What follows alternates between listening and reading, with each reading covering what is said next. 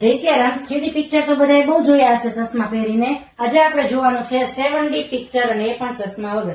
આજે મારે કઈ વધારે નથી બોલવાનું, જો અમારી બેડશીટ જ બોલશે, બરાબર. તો આજે આપણે વાત કરવાની છે 7D પ્રિન્ટની અંદર એકદમ યુનિક કલેક્શન, જે નજરમાં તરત જ જોતા વેત જ વસી જાય, અને એ પણ જબરજસ્ત ઓફર સાથે.